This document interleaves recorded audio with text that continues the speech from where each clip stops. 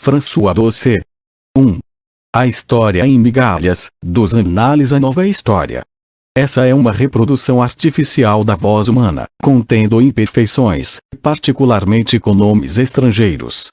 Prefácio. Clio, musa reverenciada na França por um público cada vez mais cicloso de história, parece ter adquirido nos últimos anos uma cidadania universal. Pelo menos no mundo editorial. A publicação no Brasil, num ritmo cada vez mais intenso, das principais obras da historiografia na última década, cresceu ao embalo da nova história, rótulo transformado numa autêntica credencial para tudo aquilo que significasse a última palavra na produção histórica. Todo esse movimento não foi acompanhado de informações mais detalhadas e substantivas que permitissem fomentar aquele mínimo de reflexão crítica indispensável na produção cultural. Numa publicação de 1978, e intitulada Nova História, escrita em forma de dicionário, eles próprios, os novos historiadores, indicavam as fontes mais remotas das quais seriam os tributários e felizes herdeiros. Os propósitos de renovação dos estudos históricos expostos na revista Annales, fundada em 1929 por Marc Bloch e Lucien Febvre. É inegável que a simples menção a esta herança, real ou ilusória, aumentava as credenciais e fornecia uma difusa legitimidade à nova história. Porque, mesmo entre nós, sempre foi mais ou menos tácito o reconhecimento da chamada escola dos análises nas transformações e inovações mais significativas da produção historiográfica nos últimos 50 anos. Mais correto, então, será falar em movimento dos análises em vez de escola. Entre os historiadores também é raro encontrar alguém que não reconheça a importância do movimento. Iniciado por Bloch e Febvre, não apenas para os estudos históricos, mas também para sua própria formação profissional, embora haja discordância sobre o grau e o alcance dessa contribuição. Este livro discute precisamente se a nova história é ou não herdeira do movimento dos análises. Esse é, a nosso ver, o tema central de A História em Migalhas que, publicado originalmente na França em 1987, vem agora preencher uma séria lacuna no quadro das publicações referentes à história e às ciências sociais no Brasil. Inclusive no sentido de suprir aquela ausência de informações mais substantivas, subsidiando aquele mínimo de reflexão crítica, cada vez mais urgente nesta avalanche de publicações. É certo que outros analistas já se dedicaram ao mesmo empreendimento, mas receberam pouquíssima divulgação. O ensaio de Peter Burke, A Escola dos Análises, a Revolução Francesa na Historiografia, publicado no ano passado, colocou de forma pertinente e concisa os impasses, dilemas e contribuições das três gerações de historiadores ligados ao movimento dos análises, no período 1929-1989. Este livro, do historiador francês François Dossé, vem, de certa forma, ampliar, completar e aprofundar, de forma polêmica, o ensaio do historiador inglês, pois o que temos aqui é uma detalhada história da produção historiográfica francesa desde os anos 20. Como este discurso historiográfico dos analistas respondeu, sucessivamente, às inquietações e desafios políticos do presente. Como ocorreram as mudanças metodológicas mais significativas no interior da disciplina histórica? Quais as relações dessas mudanças com os dilemas concretos, institucionais ou profissionais, do historiador? Se o livro não responde inteiramente a todas estas complexas questões, fornece-nos, pelo menos, indicações bastante precisas, informações surpreendentes e sugestões sempre instigantes e polêmicas.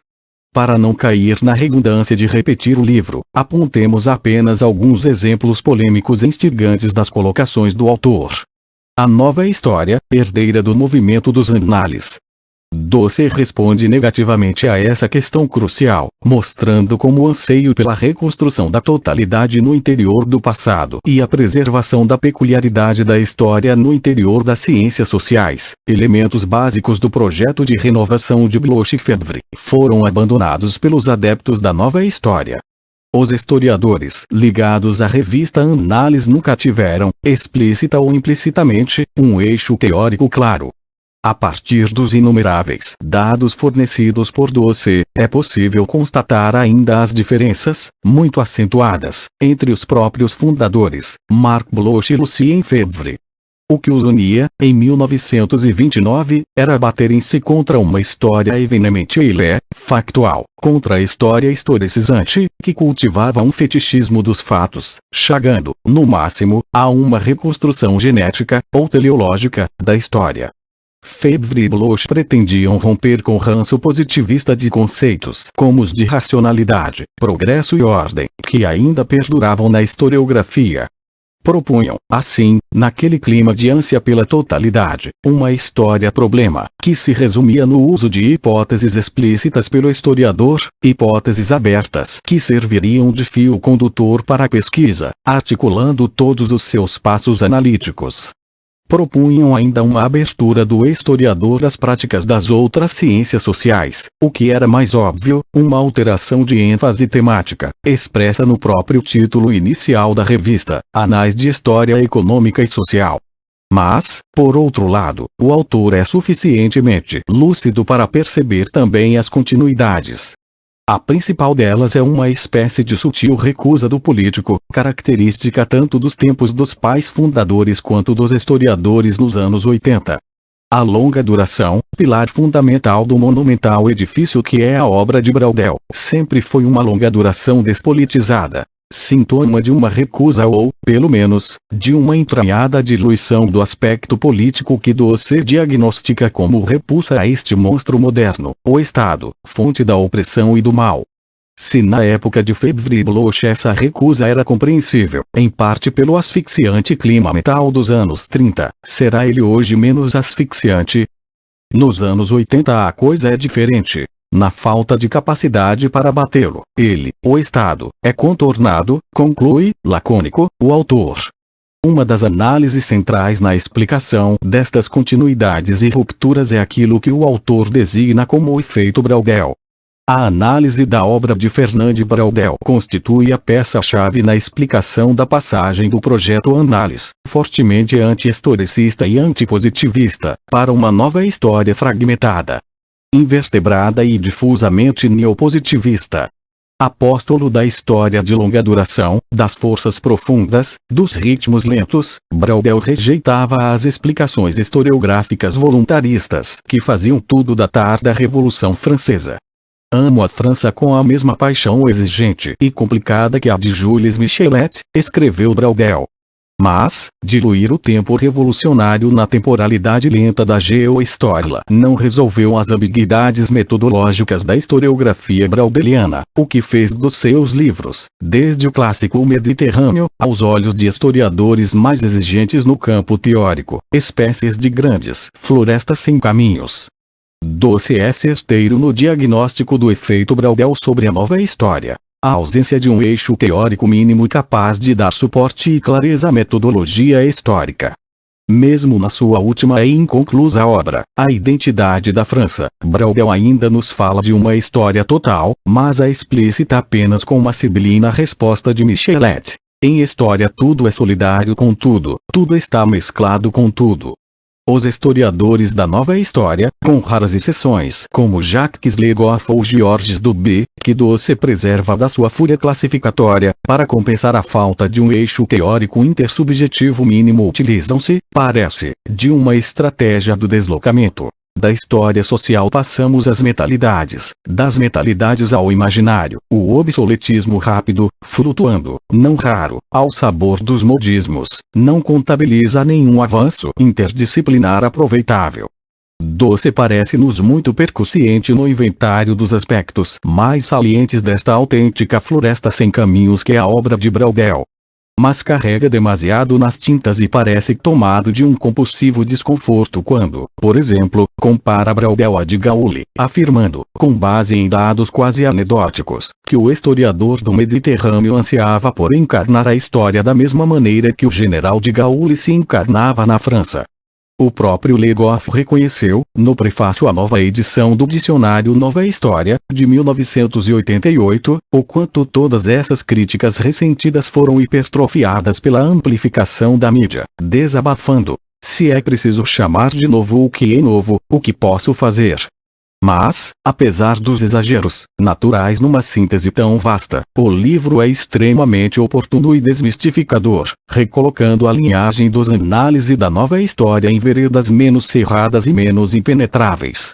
Se a nova história não coloca mais o homem no horizonte primeiro da cena social do passado, se almeja reconstituir uma história quase imóvel, renunciando à sua vocação de síntese, se vem abandonando toda a relação dialética passado/presente/futuro e a perspectiva globalizante em proveito de uma história em migalhas, talvez seja a hora de recolocar, nestes tempos tão sombrios, aquela indagação antiga a respeito da legitimidade de todo conhecimento histórico, conhecimento objetivo das sociedades ou alavanca de transformação do mundo. Elias Tomé Saliba. Introdução. Aquele que tem o controle do passado tem o controle do futuro. George Orwell. Clio torna-se a musa inspiradora de um público cada vez maior e mais ávido por saber sobre seu passado. Todos se apressam para escutar o discurso do historiador. Os palcos da televisão e os estúdios de rádio acolhem os pesquisadores que outrora teriam permanecido no anonimato de seu trabalho penoso de arquivista, confinados em um tentáculo restrito de universitários. Por ocasião dos programas eleitorais noturnos, René Raymond traz as luzes do historiador. Georges Duby é nomeado presidente do Canal 7 de televisão.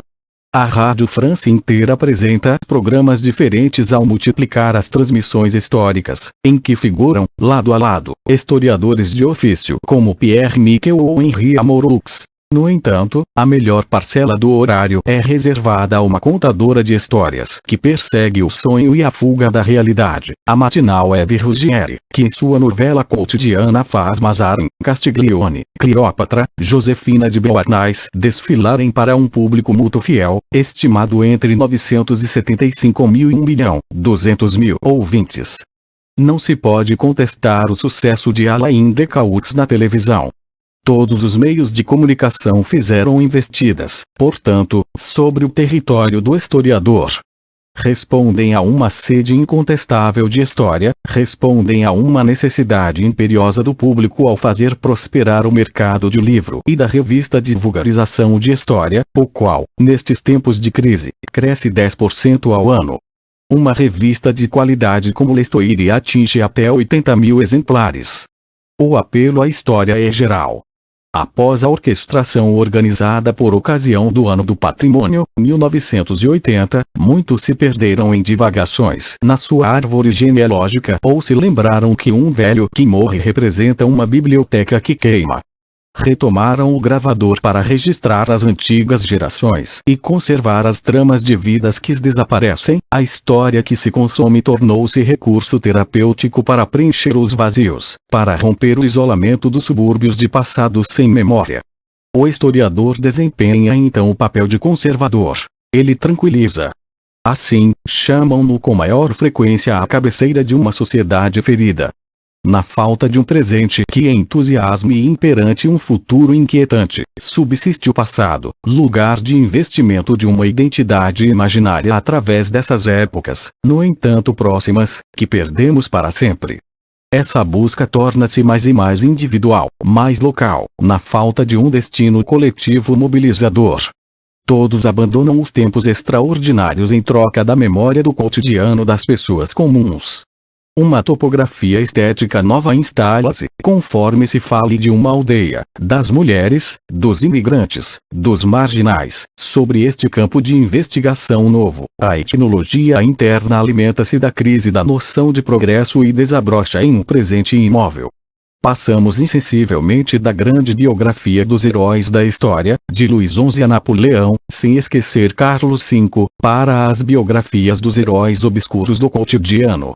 Por outro lado, nos meios de comunicação de massa, a informação renova-se a cada dia, e um conjunto de acontecimentos ao mesmo tempo rápido e urgente desenvolve-se sobre a vasta cena mundial. Isso nos oferece a imagem de uma história que se acelera ao mesmo tempo que nos escapa. Nós mais a sofremos do que a vivemos. Nossa afetividade aí se encontra comprometida, mas esse conjunto de acontecimentos nem por isso confere sentido à vida.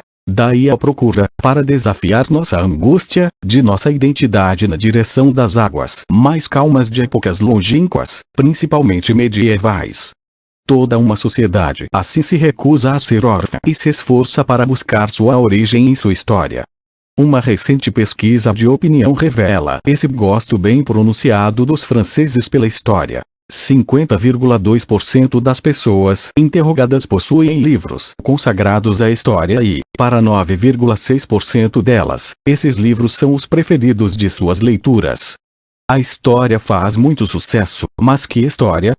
Clio, na França, por trás do parasitismo de uma história puramente comercial, por trás da história mercadoria, encarna-se, sobretudo, na escola que conquistou posição hegemônica, a escola dos anales. Os membros dessa escola apoderaram-se de todos os lugares estratégicos de uma sociedade dominada pelos meios de comunicação de massa. O historiador novo tornou-se comerciante ao mesmo tempo que sábio, intermediário, publicitário e administrador para controlar todos os níveis das redes de difusão dos trabalhos históricos. Os responsáveis pelas coleções históricas da maior parte das editoras são membros dos anales. Assim, ocupam uma posição de poder essencial, o de selecionar as obras consideradas dignas de ser editadas e de deixar de lado as outras. Hegemônica, essa escola investiu simultaneamente sobre os órgãos da imprensa, nos quais propaga as próprias publicações a fim de assegurar-lhes o brilho necessário para ganhar um público maior. Dos laboratórios de pesquisa até os circuitos de distribuição, a produção histórica francesa tornou-se quase que um monopólio dos anales. Seu sucesso é resultado de uma estratégia de captação dos procedimentos, das linguagens das ciências sociais vizinhas, de uma capacidade notável de apoderar-se das roupagens dos outros, para revestir uma velha dama indigna que se tornou antropofágica. Essa conquista é uma constante nessa escola, visto que pode melhor conduzir sua ofensiva, ao desenvolver uma estratégia nascida da lição aprendida com as 3 tentativas fracassadas de se realizar uma ciência social unificada no começo deste século. A tentativa da escola geográfica vidaliana, a da escola durkheimiana e a da obra de síntese de Henri Ribeiro. Apresenta-se imediatamente como uma escola militante, à margem, que clama por socorro às ciências sociais para desestabilizar a história historicizante hegemônica. E apresenta-se como escola mártir, vítima do ostracismo para não espantar seus parceiros eventuais.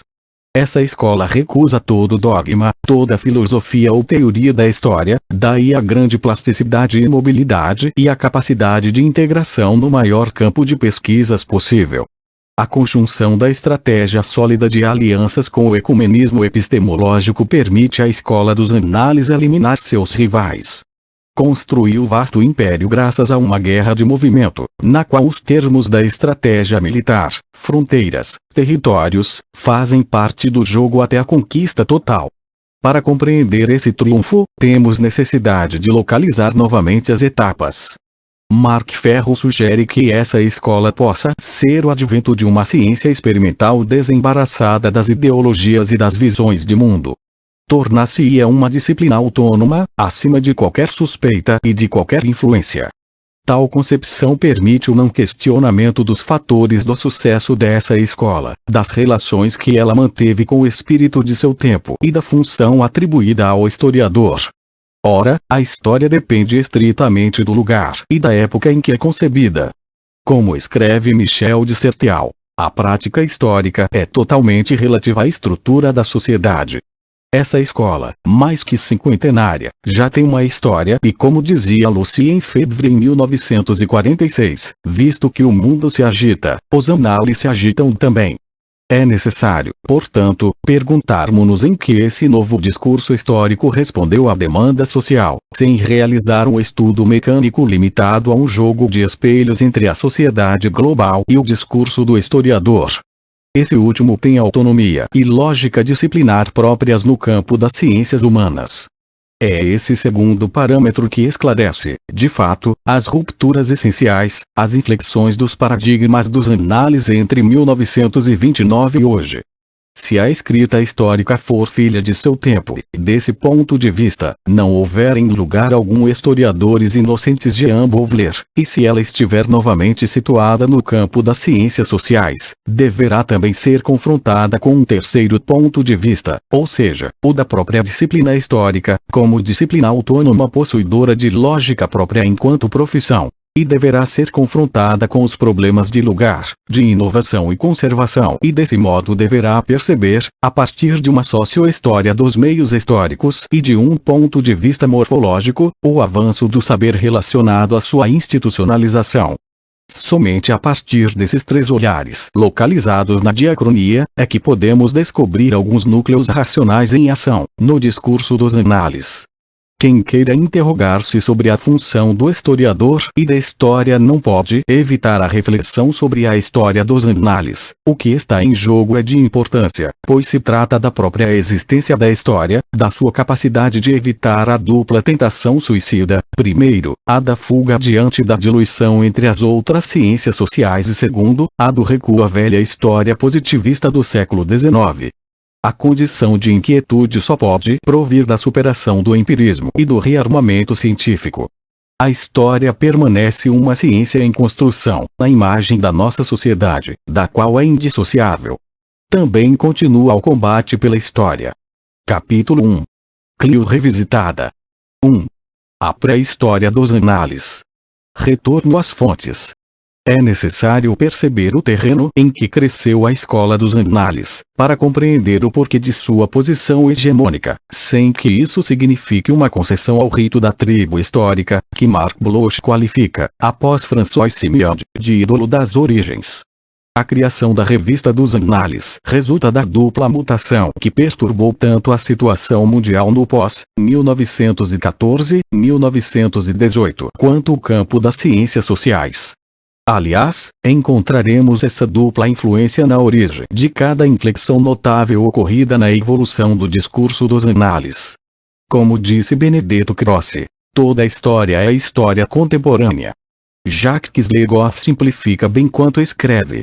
Não é por acaso que os análises nascem em 1929, o ano da grande crise. Projeto de Marc Bloch e Lucien Febvre não se reduz a uma resposta pontual dos historiadores diante da crise que explode de maneira manifesta depois da quebra de Wall Street em outubro de 1929, já que a revista é lançada em janeiro do mesmo ano, como projeto, remonta ao imediato pós-guerra. Entretanto, Jacques Legoff não se enganou, pois a crise, posterior à criação da revista, estava muito relacionada ao sucesso dela. As quebras dramáticas da economia capitalista em escala mundial, alcançando de um só golpe a América e a Europa, questionam a ideia do progresso contínuo da humanidade em direção ao acúmulo de bens materiais. Essa crise está relacionada às questões novas, que valorizam os aspectos econômicos e sociais, por sua vez mergulhados na deflação, na recessão e no desemprego.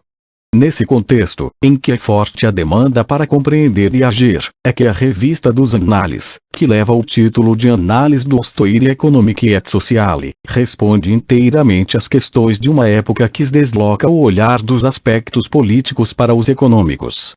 Aliás, o aspecto econômico não esperou 1929 para invadir o horizonte político. Os anos 20 são dominados, aqui e ali, por grandes debates e por grandes decisões de ordem econômica. É em 1921 que Lenin afirma, ao engajar a Rússia na NEP, que o socialismo se define pelos sovietes mais a eletrificação, e é durante esses mesmos anos que as relações internacionais são dominadas, e minadas, pela questão das reparações de guerra.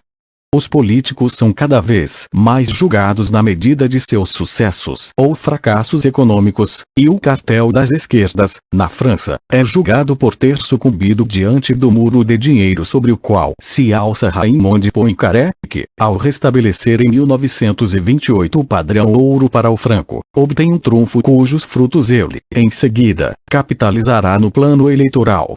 Diante da crise, os programas dos governos definem-se a partir de medidas econômicas escolhidas. Franklin D. Roosevelt deve sua eleição em 1932 ao programa do New Deal. A vitória da Frente Popular deveu-se em parte à reação contra a política deflacionária conduzida pela direita de Gaston Doumergue ou de Pierre Lavallée. A economia torna-se o aspecto pelo qual a sociedade dos anos 20 e 30 se pensa, e é nesse ambiente que a revista de História Econômica e Social de Marc Bloch e Lucien Febvre vai evoluir como peixe dentro d'água. Há certamente a intuição manifesta de dois grandes historiadores, mas também o discurso específico que nada mais faz que se adaptar ao mundo social no qual é enunciado. A crise lança um desafio, cria a necessidade de quantificar as variáveis econômicas e principalmente a evolução dos preços.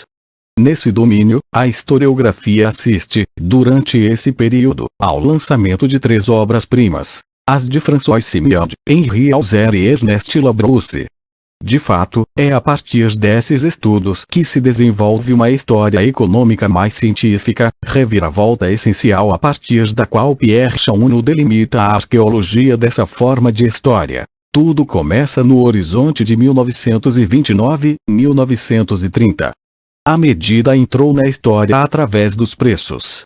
O choque aconteceu no dia seguinte ao da crise de 1929. Na origem desse novo discurso histórico codificado pela Revista dos Annales, encontramos também o traumatismo e os efeitos da guerra de 1914-1918. Os milhões de mortos desta longa guerra levantam-se como no filme de Abel Gance, J. Acuse, para lembrar aos vivos suas responsabilidades. Para o historiador, isto significa a falência da história batalha que não soube impedir a barbárie. A vontade deliberadamente pacifista do pós-guerra, a der dies der, e, por vezes, pacifista demais, Munique, incita a superação do relato da história puramente nacionalista, chauvinista, que foi o credo de toda uma juventude desde a derrota de 1870. Ao contrário, todos desejam reaproximar as humanidades, os povos, e uma nova finalidade aparece, portanto, no discurso do historiador, o qual é então considerado como instrumento possível da paz, após ter sido arma da guerra. Celestin Vogler fez, em 1935, o balanço dos esforços de organizações, de congressos históricos internacionais que convergiam nesse sentido. A guerra anuncia o fim da Belle Époque para uma Europa em que se percebe as primícias do declínio ou da decadência. Antes da guerra, tudo se decidia na Europa. O discurso eurocêntrico dos historiadores correspondia bem a um mundo unificado pelo capitalismo e dominado por Londres e Paris. Ao sair da guerra, a Europa está enfraquecida pela sangria humana que se eleva a vários milhões de mortos, pela destruição material, mas sobretudo pela ascensão de novas potências bem mais dinâmicas, como o Japão e principalmente os Estados Unidos. A imbricação mundial dos problemas, o estado de dependência para com o novo mundo relativizam a mensagem universal dos europeus e mudam a direção também do discurso do historiador, no sentido de superar o eurocentrismo, no sentido de levar em consideração os destinos no plural e as civilizações múltiplas. É nesse contexto de século XIV ao estudar as origens do capitalismo moderno na França, o questionamento das certezas anteriores à guerra que podemos compreender o discurso dos Annales, e não somente na evolução própria do discurso do historiador desvinculado da realidade. Como afirma Lucien Febvre, a crise da história não foi uma doença específica que atingisse unicamente a história. Foi um dos aspectos, o aspecto propriamente histórico, de uma grande crise do espírito humano. Essa crise global, ou crise de civilização, não afetou somente os historiadores. Perturbou as certezas de todos os meios intelectuais, em plena efervescência nos anos 30, como demonstraram Jean Touchard e Pierre Andreu. Encontramos numerosos pontos em comum entre o discurso dos Annales e este espírito dos anos 30, que anima muitos movimentos de jovens intelectuais de oposição. A revolta exaltava a maior parte da juventude intelectual. Revistas novas são lançadas nos anos 30. Plans, dirigida por Philippe Lamour. Esprit, de Emmanuel Mounier. ou ainda Combate, L'Homme Nouveau, Les Scholars, de Jean-Pierre Machense, Requiem, de Jean de Fabregues, Critique Soclale e sobretudo L'Ordre Nouveau, de Raymond Aron e Arnaud Banlieue, que publicaram juntos em 1931 La Décadence de Nation Française et le Cancer Américain. Deixando de lado as diferenças entre os diversos meios intelectuais, pode-se falar de uma geração e de uma temática comum. A solidariedade do perigo cria entre nós uma unidade que nem mestres nem doutrina souberam criar, unidade de recusa diante da miséria desoladora de uma época em que tudo que o homem pode amar e querer encontra-se desvinculado de sua origem viva, se encontra estigmatizado, desnaturado, invertido e aplainado. Aí se encontram os diferentes combates pela história, de Lucien Febvre e Marc Bloch. Em primeiro lugar, os grandes temas dos anos 30 são os temas ante. Ora, o ponto de fixação do discurso dos análises origina-se na oposição sistemática, na rejeição total da historiografia dominante, dita positivista. A identidade dos análises constrói-se, de fato, com base na contestação da geração dos mais velhos, a de Lavice, Seignobus, Langlois. O segundo traço marcante desses intelectuais dos anos 30 é a rejeição da política. O jogo político, a vida parlamentar, os partidos políticos são postos de lado por esses intelectuais. O Estado é suspeito e rejeitado como exterior à sociedade, como corpo halógeno, e suscita um fenômeno de rejeição violenta. Sejam eles moderados, radicais, socialistas ou comunistas, todos os tenores da política, cujos nomes brilham no sucesso das tribunas ou nas manchetes dos jornais, carregam a marca da infâmia. Uma espécie de cumplicidade sórdida, de conivência imunda, bem evidentes nos corredores e nos bares. A revista L'Ordre Nouveau faz o apelo para não se votar em abril-maio de 1936. É proibido votar como é proibido cuspir no chão. No entanto, L'Ordre Nouveau, viveiro de ideias novas, tensionava abolir a condição proletária e lançava as bases da Icária do século XX. A rejeição do aspecto político é também manifesta em Marc Bloch e Lucien Febvre. Traça um percurso centrado nos aspectos econômicos e sociais, abandonando completamente o campo político, que para eles se torna supérfluo, anexo, ponto morto no horizonte deles. Esse espírito dos anos 30 é também uma reflexão sobre o declínio, a decadência, a ineficácia das ideologias, sobre o sobressalto necessário que vem a dar lugar ao homem percebido enquanto personalidade, enquanto singularidade. Trata-se de recriar, em uma palavra, a civilização humana. Essa reflexão levou à rejeição das duas realidades existentes. O capitalismo, com suas contradições e crises que resultam em milhões de desempregados, e os regimes totalitários, tais como o fascismo e o nazismo, mas também rejeita a solução da revolução coletivista e, portanto, do modelo soviético. L'Ordre Nouveau prepara a revolução da ordem contra a desordem capitalista e a opressão bolchevique. É a busca de uma terceira via. Nos temas inauguradores do discurso dos análises, reencontra-se essa aspiração por um futuro humano novo, moderno e liberado do Estado. Marc Bloch se interroga sobre essa Europa ameaçada pelo viés da história medieval em a sociedade feudal. Ao mesmo tempo em que preconiza uma história comparativa, também pertence plenamente a uma geração que multiplica as instituições capazes de promover os diálogos eruditos internacionais. Marc Bloch e Lucien Febvre participam plenamente desse espírito dos anos 30 ao lado desses não conformistas, dentre os quais, inclusive, alguns terminarão a carreira na Academia Francesa, Thierry Mounier, Daniel Rops, Robert Aron e Georges Izard, assim como os contestadores de Estrasburgo acabarão por impor sua concepção de história a toda a comunidade de historiadores. O outro impulso que o meio historiador conhece, fator de crise, depois de vitalidade, provém do campo das ciências sociais. O questionamento do evolucionismo, da ideia de progresso, desloca a reflexão da história para outros terrenos, exteriores ao seu próprio território.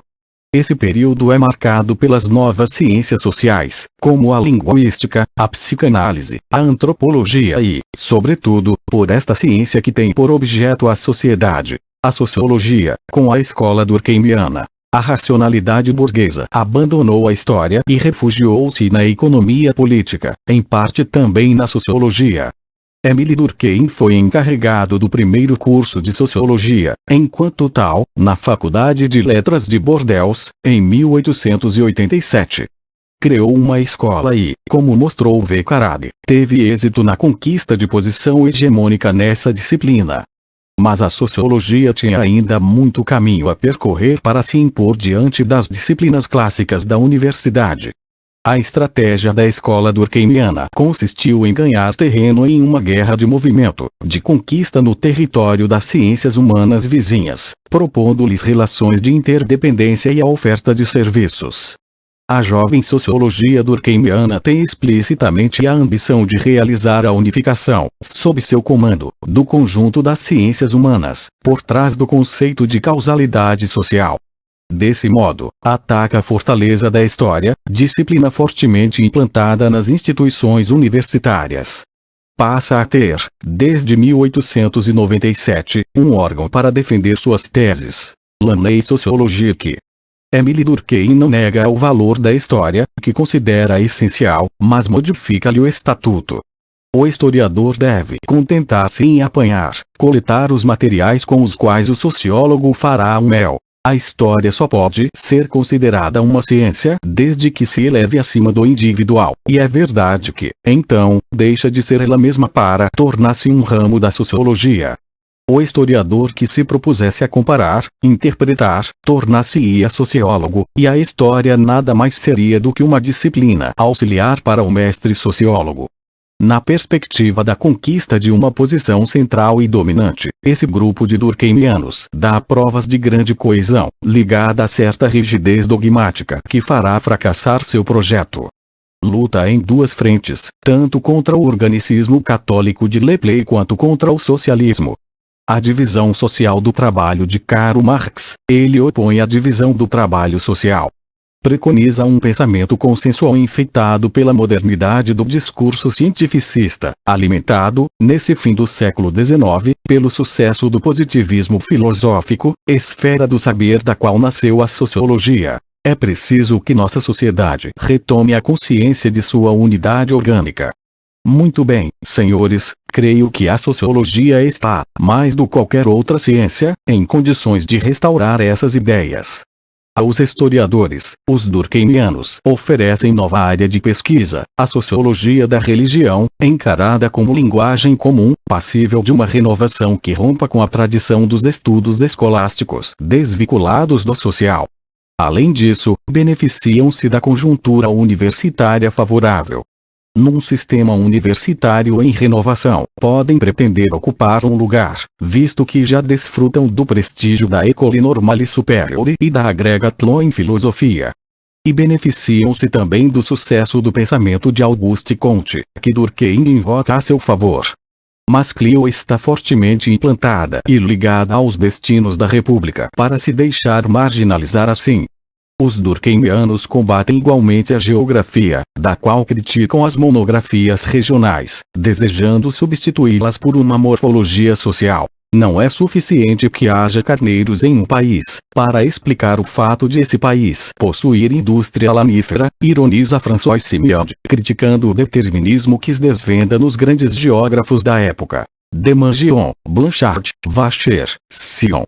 A descrição geográfica que parte do solo, do clima, os durkheimianos opõem uma reviravolta que privilegia a pesquisa das causalidades, cujo lugar está na sociedade. A geografia deve, portanto, desaparecer como disciplina distinta. Aqui também, os sociólogos se arrebentam sobre uma rocha particularmente sólida, a da escola geográfica woodaliana no apogeu da glória. Os durkheimianos devem contentar-se, no entre guerras em Paris, com 4 cátedras na Sorbonne e uma cadeira no Collège de France com Marcel Mauss. Essa situação não reflete, no entanto, o brilho dessa escola, da qual Celestin Baudelaire resumia a situação, em 1927, ao dizer que o centro não estava em parte alguma e a circunferência por toda parte. Ao fracassar nas margens das grandes instituições universitárias, os sociólogos precisaram isolar-se na École pratique des hautes études e criar, em 1924, o Instituto Francês de Sociologia, no qual se destacam, entre os 40 membros, todos os pais fundadores da equipe do Année Sociologique. Esses fracassos ou sucessos parciais da escola durkheimiana estavam relacionados ao nascimento dos Annales, em 1929. Lucien Febvre e Marc Bloch retomaram o programa dos sociólogos e, sobretudo, a estratégia de tudo absorver. O bloqueio das carreiras na universidade contribuiu, no entre-guerras, para o abandono das jovens disciplinas ainda não instaladas, como a sociologia, e deslocou as inovações para o lado das disciplinas mais antigas. A renovação bem-sucedida veio, de fato e paradoxalmente, da velha disciplina histórica. Année Sociologique, imagino eu, foi para Marc Bloch quase o mesmo que foram os Annales para minha geração. Um dos padrinhos da escritura dos Annales acabou por ser Émile Durkheim, de quem Marc Bloch se reconhecia devedor. Ensinou-nos a analisar mais profundamente, a cingir mais de perto os problemas, a pensar, digamos assim, menos ligeiramente. Uma bomba de efeito retardado explode, em 1903, na nova revista de Henri Ribeiro, a Revue de Synthèse Historique. Foi lançada pelo jovem sociólogo, 30 anos, François Simiont. Seu incendiário artigo, Método Histórico e Ciências Sociais, constitui o desafio mais radical que a disciplina histórica havia conhecido, um verdadeiro OPA. O artigo integra-se no conjunto da ofensiva global dirigida pela sociologia, que intima os historiadores a se renderem aos argumentos dela, a se submeterem à sua problemática e a se tornarem coletores empíricos dos materiais interpretáveis pela única ciência social com vocação homológica, a sociologia. Ao se ater essencialmente à obra metodológica de Charles Seignobus, lançada em 1901, Méthode historique et appliquée aux sciences sociales, François Simiont joga uma pedra devastadora no charco. Ele apela para os historiadores se desembaraçarem de seus ouropés a fim de se renovarem, e retoma a metáfora de Bacon sobre os ídolos da tribo dos historiadores. Estes são em número de 3, todos inúteis. Em primeiro lugar temos o ídolo político, ou seja, o estudo dominante, ou pelo menos a preocupação perpétua da história política. Aí se acrescentam o ídolo individual ou o hábito inveterado de conceber a história como a história dos indivíduos e, enfim, o ídolo cronológico, ou seja, o hábito de se perder nos estudos das origens. Questiona frontalmente a capacidade dessa velha disciplina implantada, que é a história, de se constituir como melo de conhecimento positivo. A jovem sociologia, pelo contrário, propõe-se a ser o corpus das ciências sociais. Convida os historiadores a passar do fenômeno singular para o regular, para as relações estáveis que permitem perceber as leis e os sistemas de causalidade.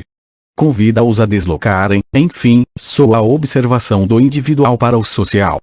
Nesse começo de século XX, a escritura da história confina-se, de fato, à esfera política, à qual se consagram mais da metade das teses e mais de 3/4 dos diplômes d'études supérieures e das questões do concurso de ingresso à carreira universitária. Quanto ao ídolo individual, ou dos estudos biográficos, conta ainda com mais de 30% das teses até 1904, mas desde o pós-guerra regride sensivelmente para representar apenas 17% das teses no período 1919-1938. Essa intervenção de François Simiont constitui uma parte do conjunto de debates e controvérsias que atinge todas as ciências humanas e mais especialmente historiadores e sociólogos, os quais disputam entre si o controle do mesmo campo de saber. Desde 1894, Pierre Lacombe publica a primeira edição da L'Histoire considérée comme science. Atribui à história a perspectiva sociológica e a pesquisa das leis. Ele já convida, antes de Simiont, os historiadores a se afastarem dos acontecimentos, a se afastarem de tudo que fosse do domínio do único, do singular, pois uma ciência deve estabelecer os paralelos e as constantes. O diretor da Revue Historique parece sensibilizar-se com as críticas formuladas e manifesta a esperança de uma história renovada, que se abra para os movimentos lentos e para as condições econômicas e sociais mais propícias à elaboração de leis. Mas não é essa a evolução que segue o estabelecimento histórico. Ao contrário, ele se agrupa em torno do livro Manifesto, que pretende ser uma demonstração de força ante a ofensiva dos sociólogos, método historique appliqué aux sciences sociales, de Charles Seignobus, publicado em 1901. Seignobus nega à sociologia o primeiro lugar no seio das ciências sociais e considera os historiadores como os únicos federalistas. Com esse livro, a guerra é declarada.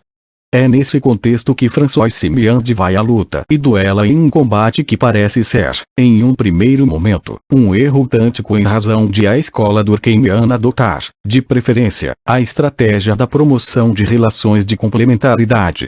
Essa ofensiva logo resultou no fechamento da corporação histórica sobre si mesma. Por outro lado, Simiandi priva-se da aliança virtual com os historiadores inovadores, como Paul Mantoux, Gabriel Monod, no que se refere ao outro eixo da polêmica, que o opõe a uma economia conceitual e desvinculada dos fatos. A intervenção de François Simiandi inscreve-se, de fato, tanto contra o ideografismo dos historiadores quanto contra o nomotetismo dos economistas.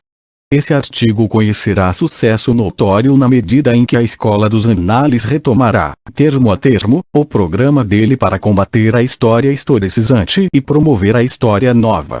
Dessa diatribe de 1903, os análises extrairão o essencial do seu aspecto inovador, da história problema à promoção de pesquisas coletivas, sem esquecer da construção de modelos, mas desta vez em benefício de uma história federalista e não da sociologia. Este texto aparecia como uma espécie de matriz teórica. Marcará profundamente a geração de Marc Bloch e Luc Lefebvre, o qual reconhecia, fato raríssimo, a influência paralela que François Simiandi exercera sobre ele. Marc Bloch e Luc Lefebvre reagirão contra essa marginalização da disciplina histórica preconizada por Simiandi, não se isolando por detrás de posições até ali ocupadas por sua disciplina, mas transportando a história para o próprio campo das ciências sociais. A réplica de 1929 ao desafio durkheimiano consistirá, portanto, em realizar o programa de Simiandi. Para mostrar bem que a lição foi assimilada, que os ídolos sobreviveram, a Revista dos Análises publica novamente em 1960 o artigo de Simiandi. Há outro polo impulsionador de vitalidade particular nesse começo de século. Provém de uma disciplina tradicionalmente próxima, na França, dos historiadores: a geografia. Pierre Vidal de Lablache, no início historiador, volta-se a partir de 1872, depois da derrota francesa, para a geografia, a fim de responder ao desafio da Alemanha, mais voltada do que a França para o estudo do mundo contemporâneo. Sua sistematização do objeto geográfico vai servir de modelo à futura escola dos análises. A geografia, que nasce por volta dos anos de 1880, na França, se consagra, como mais tarde os análises, na reação contra o positivismo da escola historiográfica.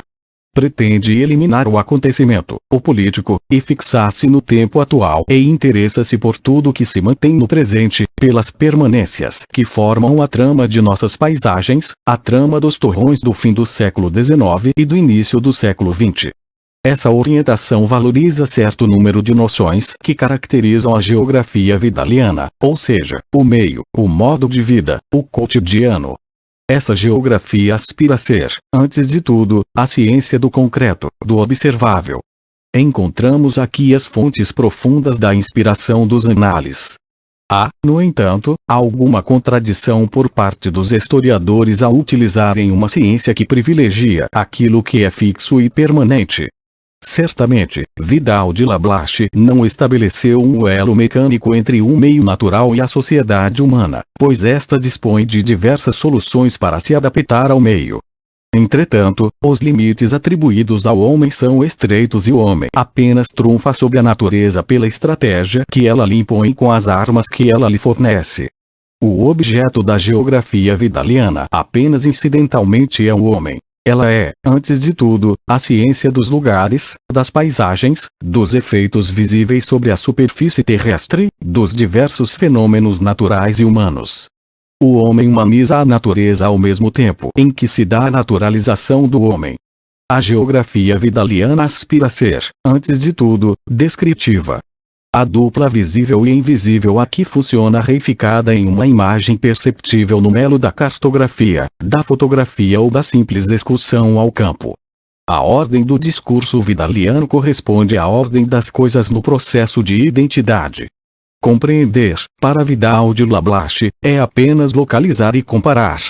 A geografia vidaliana se afirma, então, como disciplina do presente contra a história historicizante. A geografia vidaliana inspira-se em conceitos biológicos, os quais utiliza para redefinir novos recortes e construir a geografia humana. Nos aspectos econômicos do discurso vidaliano, a comunidade é assimilada à célula, o país rural ou urbano é assimilado ao tecido celular, a região é assimilada a um órgão e a nação ao organismo.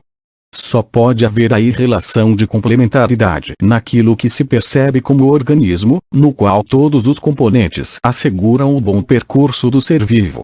Da mesma maneira que as partes são solidárias no organismo, no corpo social os diversos elementos concorrem para o desenvolvimento harmonioso do conjunto. A reprodução do mesmo pertence à normalidade, porém escamoteia as superações dialéticas. Privilegiar as permanências leva ao desenvolvimento da geomorfologia, que permite valorizar as estruturas estáveis das paisagens. Aliás, acrescenta-se a essa escolha metodológica a influência de Martone, genro e sucessor de Vidal na Sorbonne em 1909. No mesmo espírito, os vidalianos privilegiam a história rural e partem em busca dos traços permanentes. Privilegiando mais os espaços rurais do que os urbanos, preferem a terra às fábricas, os campos recortados às cidades tentaculares, as imobilidades pastoris às transformações industriais. Outro traço marcante do percurso vidaliano, que encontraremos nos análises, é a desconfiança em relação a toda construção teórica muito rígida e a preferência pela descrição e pela observação. Multiplicam-se, então, as monografias regionais que contribuíram para sua glória. Elas vão semear a escritura dos análises, vão abrir o território dos historiadores para as paisagens, para as permanências e vão permitir ao especialista da história sair dos arquivos, dos mercuriais, dos cartulários, para se libertarem. Luc Lefebvre reconhecia essa paternidade. Poder-se-ia dizer que, em certa medida, foi a geografia vidaliana que engendrou a história que é a nossa. Destaca, aliás, desde os primeiros artigos na Revue de Synthèse Historique, a contribuição dessas monografias regionais. A escola geográfica, bem unida, tinha uma vantagem sobre a escola durkheimiana, a da melhor penetração universitária. De Martone foi o organizador desse enquadramento vidaliano, ao multiplicar as cabeças de ponte da geografia nova não somente em Paris, como também na província. Os geógrafos, além de dotados de uma revista que se torna órgão oficial, os Análises de Géographie, desde 1891, também multiplicam, nos anos 20 e 30, as revistas de geografia regional para prolongar seus estudos monográficos. Por outro lado, de Martone funda a Associação dos Geógrafos Franceses, consegue a abertura do Instituto de Geografia de Paris em 1923, preside em 1921 a criação do Comitê Nacional de Geografia e lhe confiam a organização do Congresso Internacional de Paris em 1931 pela União Geográfica Internacional, ponto culminante da Escola Geográfica Francesa. O itinerário de um historiador dos análises, Pierre Vilar, é sintomático da ampla influência que a escola vidaliana exerceu. Ele foi, antes de tudo, geógrafo. Foi M. Sorre que o aconselhou a estudar a região que veio a se tornar sua especialidade, a Catalunha. Inscreveu-se para a elaboração de tese sob a orientação de Albert de Mangion, que lhe apresentará Marc Bloch. O último ponto forte da geografia que os análises retomarão é a ligação com o poder, a reflexão sobre a crise. Albert de Mangion participava de numerosos comitês envolvidos em projetos de investimentos a longo prazo. Esse elo entre os eruditos e o poder era o trabalho de campo e beneficiava uma geografia que respondia à demanda social, enquanto que a história nesses anos estava totalmente desvinculada do presente. Compreende-se a força do desafio lançado pelos geógrafos aos historiadores, visto que a história não se sentia muito bem.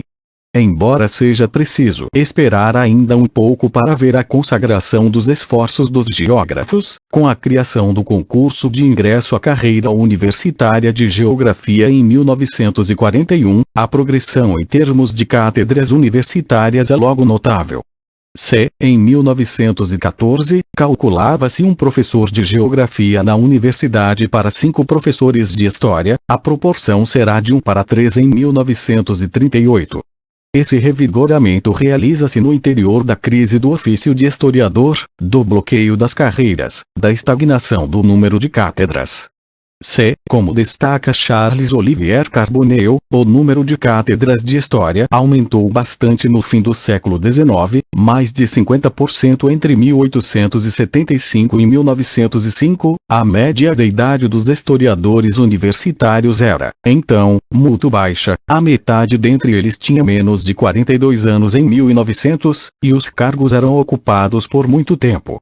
Em relação a essa idade de ouro, o entre guerras parece ser o período de crise grave do ofício de historiador. Enquanto que entre 1919 e 1939 o número de cátedras da Faculdade de Letras de Paris passa de 39 a 59, o número de cátedras de História permanece o mesmo, 12, apesar do afluxo crescente de estudantes nessa disciplina. A carreira universitária dos historiadores torna-se uma porta estreita, arriscada a fechar-se diante deles, e observa-se o envelhecimento geral do corpo docente. A média de idade na Sorbonne em 1934 é então de 62 anos. A carreira dos historiadores que, no entanto, havia conquistado bem depressa a posição de destaque, acaba se ressentindo disso. Fernand Braudel, concursado em 1923, precisou esperar até 1938 para que uma instituição marginal, embora dotada de legitimidade intelectual, a 4ª seção da Escola Prática de Altos Estudos, o acolhesse, após a passagem pelo Liceu da Argélia e pela Universidade de São Paulo. Georges Lefebvre, apesar da notoriedade que lhe conferiu sua tese, precisou tentar 3 vezes para entrar na Sorbonne e só conseguiu a cadeira de História da Revolução Francesa em 1937, com 63 anos. No topo da hierarquia encontra-se o Collège de France e desse ponto de vista os fracassos conhecidos pelos 2 promotores dos análises, Marc Bloch e Lucien Febvre, são altamente significativos do bloqueio das carreiras. Lucien Febvre é eleito para o Collège de France em 13 de dezembro de 1932, após 2 insucessos com o apoio da tradição do ensino de história moderna, o que pode parecer paradoxal vindo de um inovador como ele, mas o essencial era ocupar a cadeira. Quanto a Marc Bloch, mais infeliz, jamais chegará ao Collège de France, apesar de 2 candidaturas. Suas opções inovadoras, no mercado saturado, não lhe permitem aspirar a uma situação institucional do mais alto nível. É necessário acrescentar outra fonte que alimentou os historiadores dessa época: a própria revolução do espírito científico. Nossa atmosfera mental já não é a mesma. A teoria cinética dos gases, a mecânica einsteiniana, a teoria dos quanta, alteraram profundamente a ideia que ainda ontem todas as pessoas formavam da ciência. Em que essa revolução científica pode modificar a perspectiva do historiador? Lucien Febvre e Marc Bloch utilizam-na como argumento contra a história historicizante que fetichiza o documento escrito a ponto de fazer dele a explicação histórica. Eles veem na teoria das probabilidades, na teoria da relatividade da medida temporal e espacial, a possibilidade de a história aspirar, da mesma maneira que as ciências ditas exatas, ao estatuto de ciência, contanto que critique os testemunhos do passado, elabore fichas de leitura, teste as hipóteses, passe do dado ao criado através de um percurso mais aberto e ativo. A pesquisa histórica, como tantas outras disciplinas do espírito, cruza o seu caminho com a grande via real da teoria das probabilidades. A pesquisa histórica pode tomar emprestada a via das pesquisas causais a partir da crítica dos documentos, mesmo se aos olhos dos promotores dos análises ela deva se precaver contra toda metafísica, contra todo monismo de causalidade. Outro referencial científico que desempenhou o papel de modelo para os análises foi a obra Introduction à la Medicine Experimentale. Com Claude Bernard, o deslocamento opera-se no domínio médico do visível para o não visível. A história seguiu, de certo modo, o mesmo itinerário. Lucien Febvre e Marc Bloch tentam substituir a história geral tradicional por uma história experimental, que não tenha por objeto o conhecimento imediato, mas o conhecimento mediado por muitos estudos de caso. B. A era Lavice. A definição de história, no momento da criação dos análises, não havia conhecido modificação substancial desde Tucídides. Em 1694, o dicionário da Academia Francesa definia a história: a narração das ações e das coisas dignas de memória. A 8ª edição, em 1935, apresentava o mesmo significado: o relato de ações, de acontecimentos, de coisas dignas de memória. A história-relato ainda reina nos anos 30. Os historiadores distanciam-se das outras ciências e delimitam um território restrito mais específico para seus trabalhos.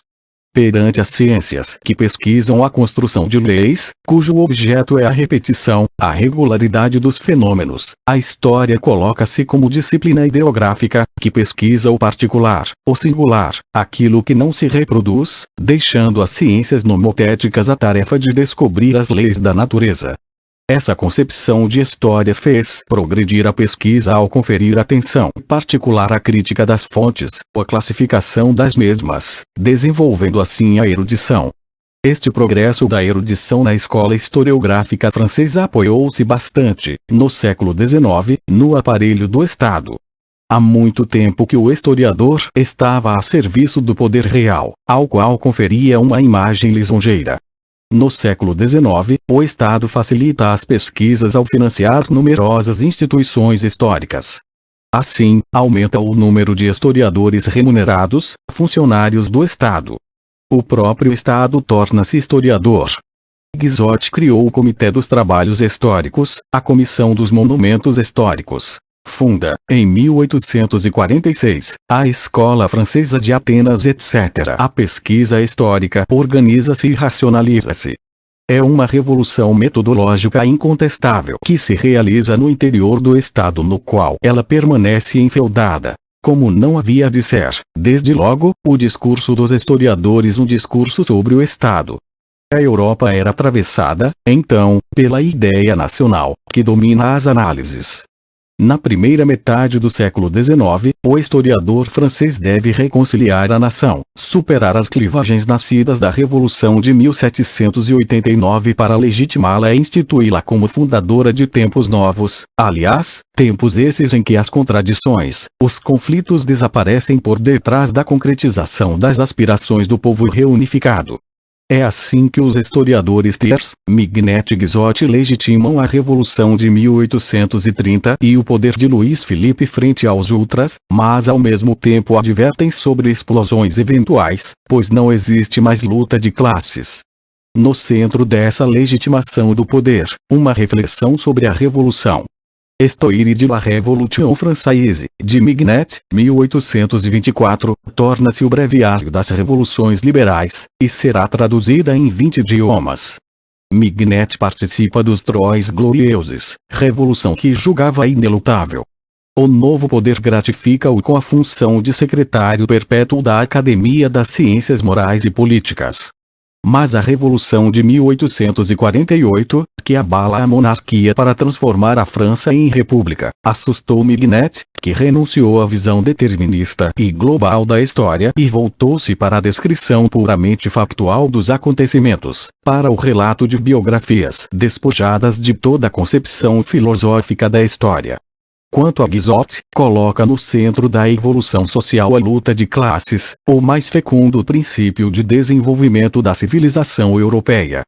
Para Guizot, a modernidade nasceu dos antagonismos de classes, fontes de progresso e de superação. Mas, após haver fundamentado a legitimidade do poder de Luís Filipe e seu próprio poder à testa do governo, Guizot quer assentá-lo definitivamente e proclama, então, que essa luta de classes tornou-se anacrônica e não tem mais razão de ser. Todos os grandes interesses estão satisfeitos. Não há mais luta de classes.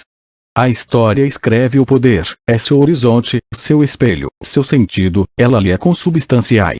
O Estado afirma sua força no século XIX que é, como constata Gabriel Monod, o século da história. Constitui-se uma escola nova, filha de Sedan e da vontade de reconquistar a Alsácia-Lorena, a escola metódica. É ela que se qualifica, de maneira imprópria, como positivista. Ela se agrupa em torno da Revue historique lançada por Gabriel Monod em 1876. Pretende fundar uma ciência positiva para escapar ao subjetivismo.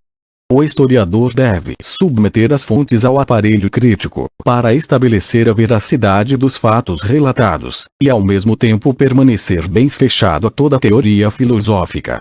Mas, de fato, esses historiadores se oferecem ao poder republicano patriótico, no qual consolidam as bases diante da contestação monarquista que tem, no domínio da história, um órgão de expressão com a Revue des Questions historiques, composta de ultra-realistas, legitimistas, como o Marquês de Belcourt, o Conde H. de Lepidons ou o Conde Hyacinthe de Charency. A Revue historique, ao contrário, engaja-se a favor da república moderada e anticlerical, agrupando um meio laico, republicano, homogêneo nas aspirações políticas e científicas. Próxima do poder, a escola metódica domina o mundo dos historiadores e para além dele. Contribui ativamente para a obra didática de Jules Ferry, para a reforma do ensino superior. Seus membros ocupam as cadeiras universitárias, dirigem as grandes coleções de história, Histoire de France, Ernest Lavice, Histoire Générale, a Rambaud, Peuples et Civilisations, Alpen e Sagnac, e modelam a história ensinada desde o curso primário. O Petit Lavice, publicado em 1884, no ano seguinte está na 75ª edição. Todos esses historiadores têm o mesmo objetivo que o poder de Estado: reunir os franceses em torno da pátria, que se tornou a base do consenso nacional, portadora da estabilidade e da eficácia diante dos alemães. Tal é o sentido que Gabriel Monod atribui à história ao lançar a Revue historique. Os acontecimentos que mutilaram a unidade nacional, lentamente criada através dos séculos, nos obrigam a despertar na alma da nação a consciência de si própria através da consciência profunda de sua história. Sob a grande quantidade de arquivos do historiador, a bandeira tricolor. A história do fim do século XIX e do início do século XX serve, em primeiro lugar, para fazer a guerra. No entanto, se a história aparece como instrumento do poder e concentra a atenção nos fenômenos político-militares, Gabriel Monod aspira ao alargamento do campo do historiador. Estamos habituados demais, em história, a nos dedicarmos às manifestações brilhantes, retumbantes e efêmeras da atividade humana, grandes acontecimentos ou grandes homens, em vez de insistirmos nos grandes e lentos movimentos das instituições, das condições econômicas e sociais. Essas palavras parecem antecipar a futura ruptura epistemológica dos análises. Mas as intenções de Gabriel Monod permaneceram, neste nível, letra morta, sacrificadas no altar da pátria. Até 1926, ou seja, durante 50 anos, a orientação da revista permaneceu fundamentalmente tradicionalista, lugar de passagem obrigatória para o establishment. Ela consagra a elite da corporação.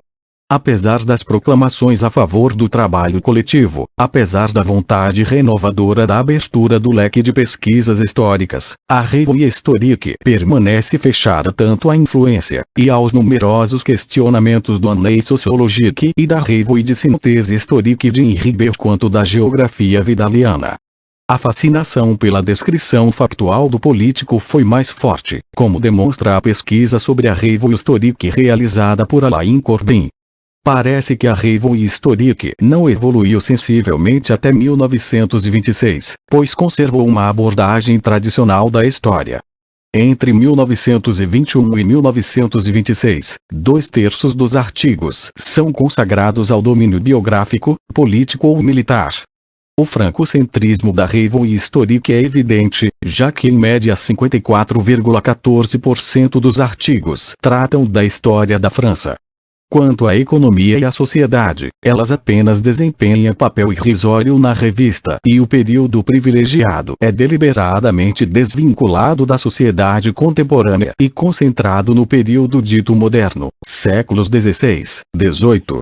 Gostaria até mesmo que se parasse a nossa história interna em 1875, no estabelecimento da Constituição Republicana, que se deixasse de fora dos licéus as vergonhas do Panamá e do boulangismo. Certo que a Revue Historique conhecerá profunda renovação a partir dos anos 30, sobretudo com a substituição de Christian Pfister e o acesso à direção da revista, em 1932, de Charles André Julien e de Maurice Crozet. Mas até então, ela representa de maneira caricatural o culto dos ídolos que François Simiante questiona. A escola metódica define também seus métodos, suas ambições com a introdução aos estudos históricos, redigida por Charles Langlois e Charles Seignobus, em 1898, para os estudantes de história. Esse guia é, de qualquer modo, o texto, manifesto da escola metódica. A história apresenta-se sobretudo como instrução cívica. Os acontecimentos são bons instrumentos da educação cívica, instrumentos mais eficazes do que o estudo das instituições. Unidos na ação, os dois historiadores quiseram submeter as exigências da ciência à da pedagogia cívica. Os dois autores definiam 4 etapas da pesquisa histórica. Em primeiro lugar, o historiador deve reunir os documentos e classificá-los. No segundo momento, procede a crítica interna dos mesmos. Depois, por dedução, analogia, esforça-se para encadear os fatos, para preencher as lacunas, enfim organiza os fatos em uma construção lógica.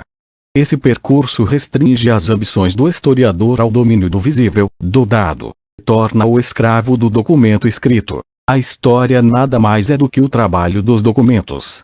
Os dois autores desse manual insistem na prioridade a ser dada ao fenômeno singular, individual. No sentido real, todo fato é único. O historiador não deve procurar a causalidade dos fenômenos que descreve. Toda a história dos acontecimentos é o encadeamento evidente e incontestável de acidentes. O acaso não admite a necessidade, o contingente não possui leis. É assim que a morte de Henrique II se deve ao golpe de lança de Montgomery, o que tornou possível a ascensão dos Guises e assim por diante. Nessa forma de codificação do trabalho histórico, o território do historiador limita-se à trama factual política e militar sem relação de causalidade. Assim, para Charles Seignobus as revoluções do século XIX são apenas acidentes. Carlos X foi imprudente e assim o foram os clarões de julho. Luiz Felipe foi teimoso, um tiro disparou, ao acaso, no Boulevard dos Capucines, e a monarquia caiu. A crise mundial de 1914, na perspectiva de Charles Seignobus, reduz-se ao clima conjuntural da época, o que o obriga a reconhecer até que ponto os fenômenos superficiais da crise política dominam os fenômenos profundos da vida econômica, intelectual e social. Uma das grandes figuras desta escola historicizante, autor do breviário de várias gerações de alunos, é Ernest Lavice. Ele é o artesão da união sagrada de todos os franceses para recuperar a Alsácia-Lorena. Em primeiro lugar, desejou realizar essa união em torno da ideia imperial, sob Napoleão III, o ministro da Instrução Pública, Victor Duruy, o escolhe para chefe de gabinete. Ele ascende até o topo do Estado ao tornar-se o preceptor do príncipe imperial. Sua ligação com o regime republicano será, de fato, tardia. Espera durante muito tempo a restauração bonapartista. Não defenderá o regime republicano quando da crise boulangista e permanecerá na expectativa no momento do caso Dreyfus.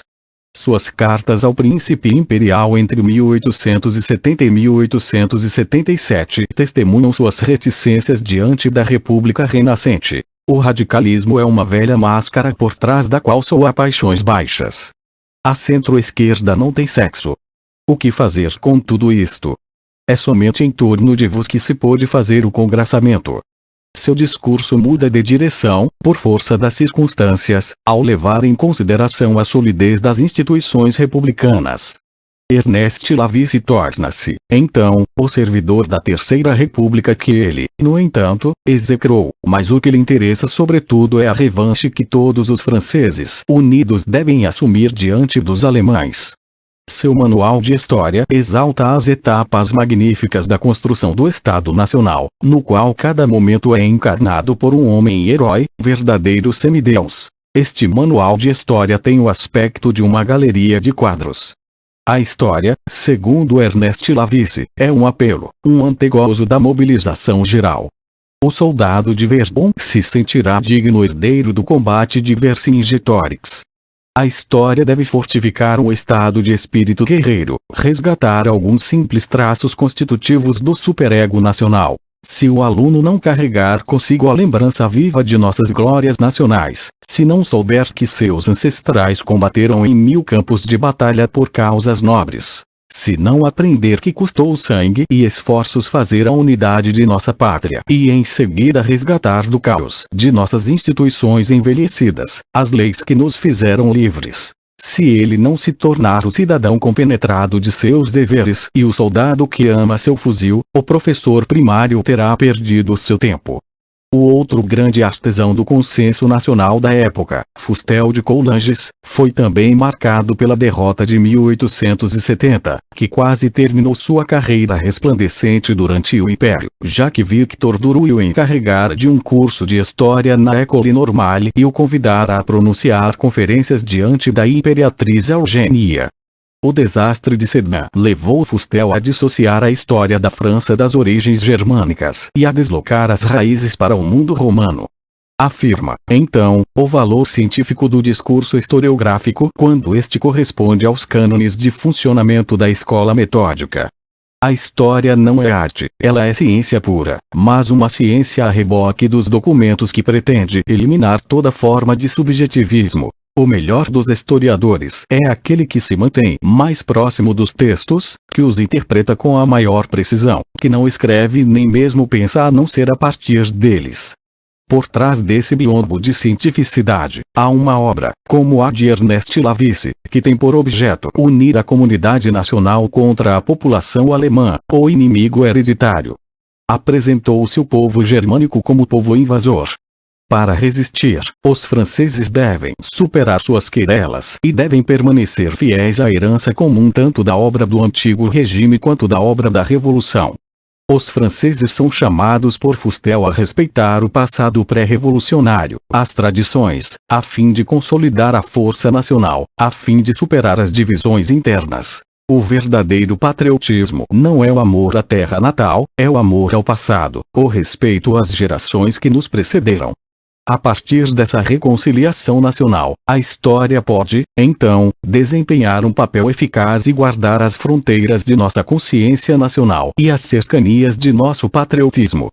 Nesse momento, embora a história dificilmente se dissocie do poder do Estado, ela se identifica também com a ideia de nação. O historicismo francês alimenta-se, em grande parte, na escola historiográfica alemã, nas teses de Leopold von Ranke da metade do século XIX. Elas influenciaram bastante os historiadores franceses, que delas extraíram as bases teóricas. Encontra-se em Ranke a maior parte dos pressupostos de Langlois, Lavice, Seignobus, Fustel. A recusa de toda reflexão teórica, a redução do papel da história à coleta de fatos, a afirmação da passividade do historiador diante do material com que trabalha. A escola historicista francesa parece ter captado bem a doutrina cientificista de Ranke para obter a eficácia alemã, manifesta no desastre da França em 1870. O Duelo de Estrasburgo. A guerra se distanciando, a escola metódica de Ernest Lavice confrontou-se com a contestação que provinha de vários horizontes. De um lado, os durkheimianos, com a revista L'Année sociologique, de outro lado também os geógrafos vidalianos, que tensionavam ultrapassar a opção contingente de acidente e estudar a relação do homem com o melo. Além disso, temos também o progresso da abordagem socialista da história, que valoriza os conflitos sociais, as flutuações econômicas, para neles perceber os efeitos políticos com a Histoire socialiste de la Révolution française, 1901-1908, dirigida por Jean Jaurès. A história econômica penetra no templo universitário da Sorbonne com a cadeira de História Econômica de Henri Alzer, e com a tese de Paul Mantoux, La Révolution industrielle au siècle XVIII, 1906. Todos esses fenômenos já evocam a amostra de um deslocamento dos lugares de observação dos historiadores. Já são igualmente os sinais precursores da ruptura de 1929. No entanto, 29 anos antes da criação dos Annales, outra revista pretende oferecer uma resposta aos inovadores e agrupa-os em torno de si, a partir da crítica radical da história historicizante. Trata-se da Revue de Synthèse Historique, lançada por Henri Bergh, em 1900.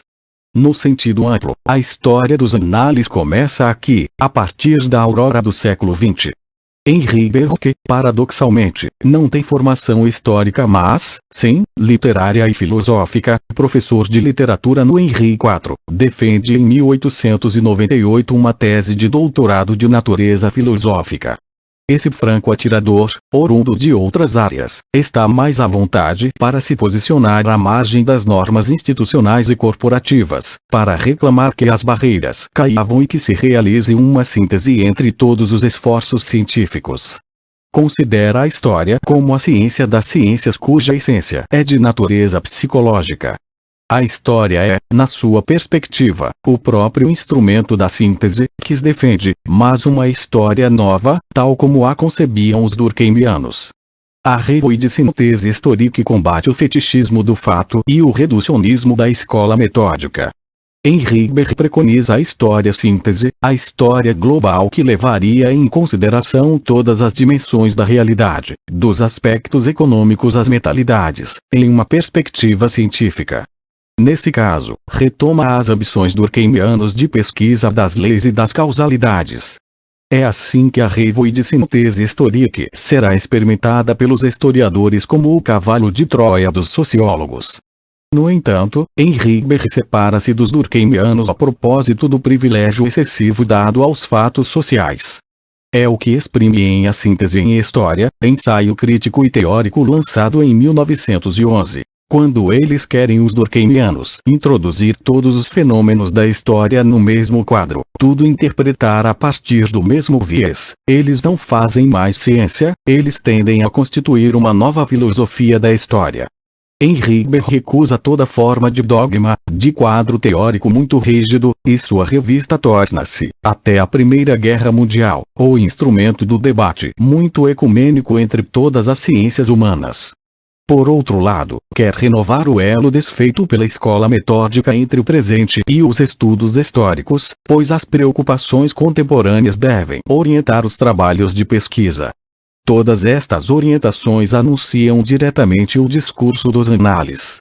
Por outro lado, Lucien Febvre, ainda jovem normalista, colabora muito cedo na revista, desde 1905, data do primeiro artigo, e torna-se rapidamente membro da redação, encarregado da parte às regiões da França. Essa experiência fará dele o herdeiro incontestável de Henri Bergh. Encontram-se, nos dois homens, o mesmo ativismo científico, a busca de apoios políticos e o gosto enciclopédico. Em 1914, Henri Bergh anuncia sua intenção de lançar uma história científica e universal. Cria em 1925 o Centro Internacional de Síntese. Seu herdeiro, Lucien Febvre, dirigirá mais tarde uma enciclopédia francesa proposta por de Monzille. Encontram-se nos dois homens o prazer do combate, do debate polêmico, a importância atribuída às resenhas, ao história problema, à área psicológica, a mesma ambição de síntese, por fim, a pesquisa da história total do pensamento infrarracional preconizado como demonstração de poder diante do marxismo. Marc Bloch estreia na Revue de Synthèse Historique, em 1912, com o longo artigo sobre a Ilha de France. A ótica do jovem historiador Bloch, sua terminologia própria, eram notavelmente similares às de Henri Bergh. O paralelo com Mark Bloch é também notável até nos maus resultados e fracassos comuns em relação às sucessivas candidaturas de ambos ao Collège de France.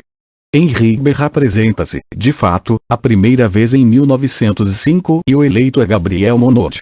Apresenta-se novamente em 1912, defendendo o ensino centrado no método em história e fracassa mais uma vez.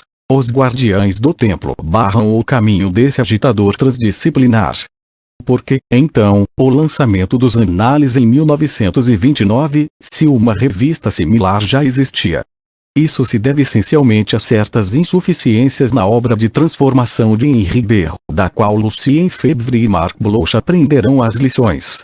Em primeiro lugar, Henri Ber não quis constituir uma escola ao seu redor, ao contrário dos sociólogos agrupados em torno de Durkheim. Essa recusa confinava seu discurso na periferia, a partir do momento em que não era sustentado por uma estratégia de conquista de espaços e de ocupação das cátedras universitárias. A revolução das ideias estava feita, mas faltava o essencial, o apoio institucional para sua difusão. Por outro lado, a guerra de 1914-1918 provocou em Henri Ber a reação antigermânica e triunfalista, que o fez andar para trás em relação às suas primeiras ambições. Fala de despertar francês, deseja, então, uma ciência viril. Proclama a superioridade da nação de Descartes, a vitória de 1918 torna-se a vitória do espírito francês. Este refluxo na vontade de renovação torna possível a obra dos Annales, a partir do pós-guerra. E é a partir desse momento que o projeto foi concebido por Lucien Febvre. Nada, no entanto, predestinava à história o papel de federalista das ciências sociais. Bem ao contrário, a renovação mais parecia provir da parte dos sociólogos. A originalidade do movimento, do qual Marc Bloch e Lucien Febvre são os iniciadores, resulta mais da maneira de afirmar seu programa do que do programa em si.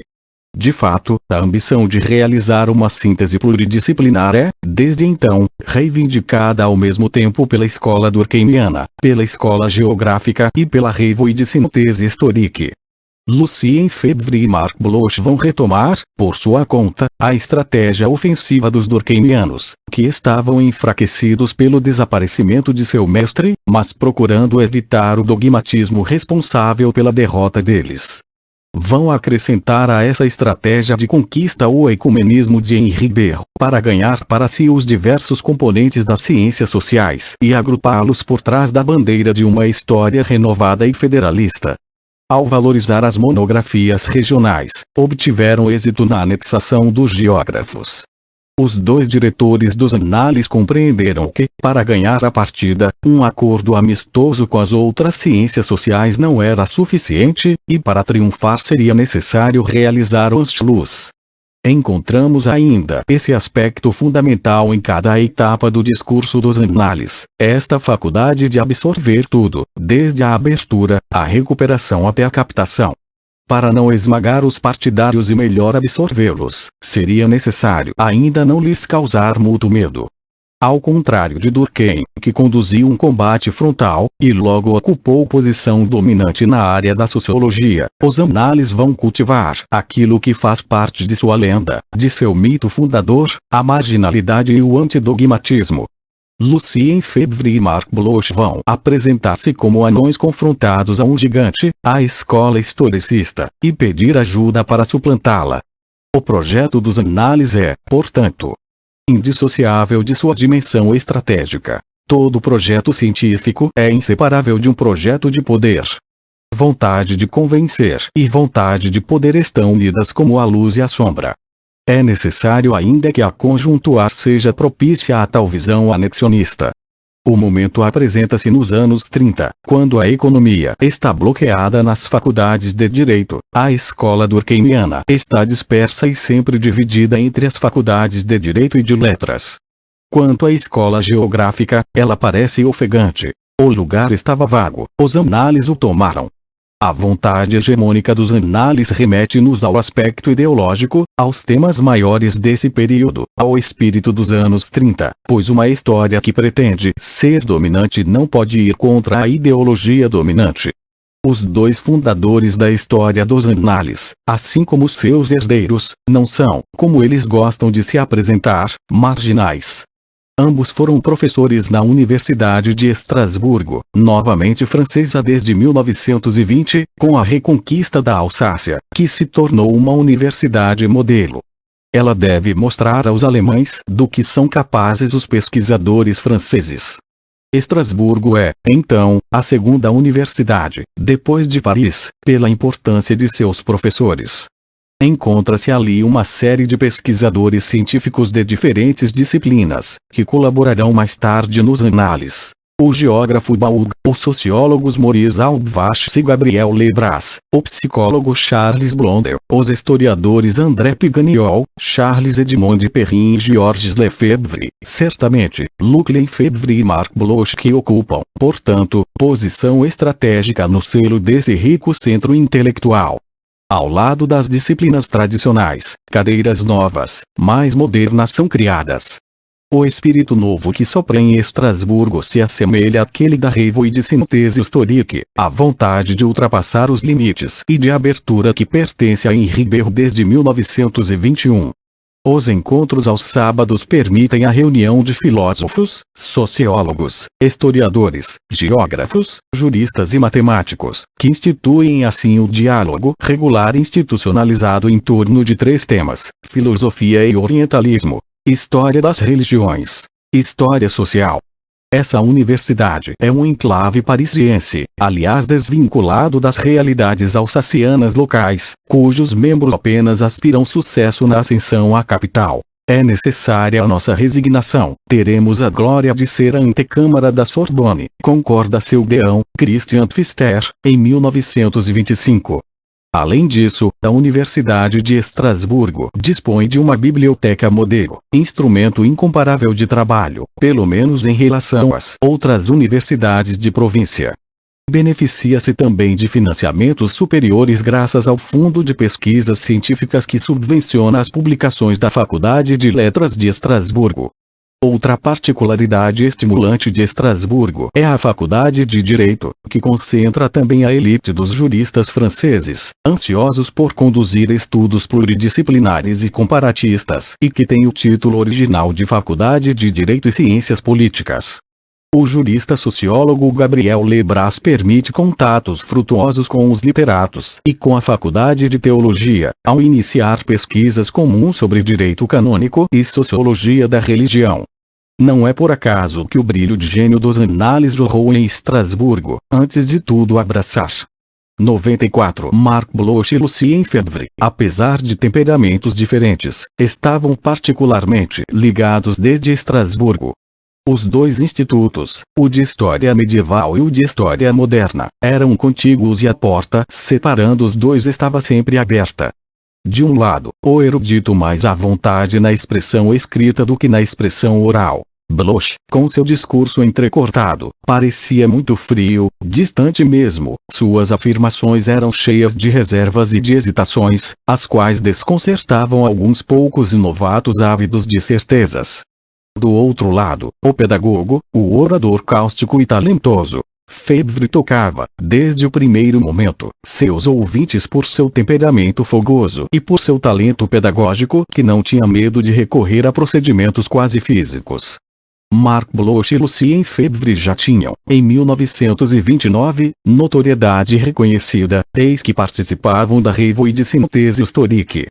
Lucien Febvre já havia escrito 2 livros notáveis, a tese Philippe et la Franche-Comté, 1911, e a obra sobre Martin Luther, 1928. Era também membro do comitê de direção da Revue d'Histoire Moderne et Contemporaine. Quanto a Marc Bloch, 8 anos mais jovem, filho de um dos melhores especialistas de história romana, Gustave Bloch, autor de uma tese defendida em 1920, Rois et Serfs, já era autor de um livro muito inovador e badalado, Les Rois Thaumaturges, 1924.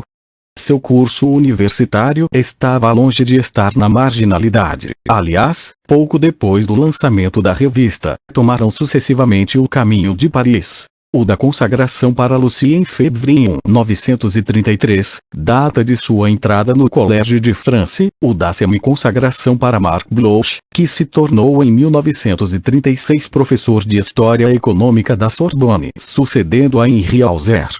Entronizado nos meios políticos, Lucien Febvre receberá do Ministro da Educação Nacional, 1932-1934, de Monzier, o projeto de uma enciclopédia francesa, no qual será o secretário-geral e o diretor, ou seja, o mestre dirigente de 600 colaboradores científicos e 200 universitários.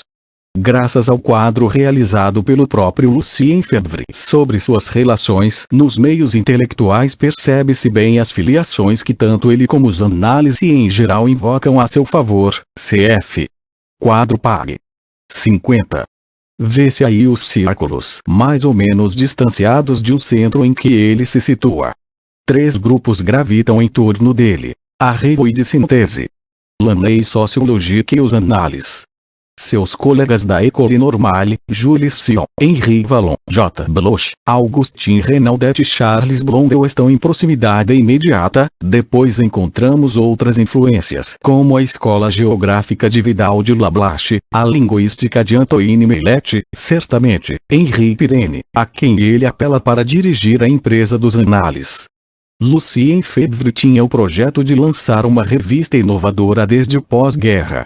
Logo após a guerra, pouco depois da desmobilização, eu havia concebido a ideia de uma grande revista de história econômica internacional. Desde logo manifesta-se o aspecto essencialmente econômico dessa nova história.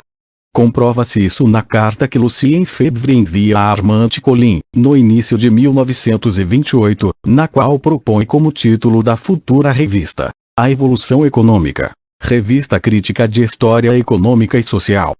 No projeto da revista, afirma-se a vontade de acabar com as divisões entre as disciplinas, de realizar uma ciência social unificada, desta vez, pela história, e o anseio de responder às interpelações do presente.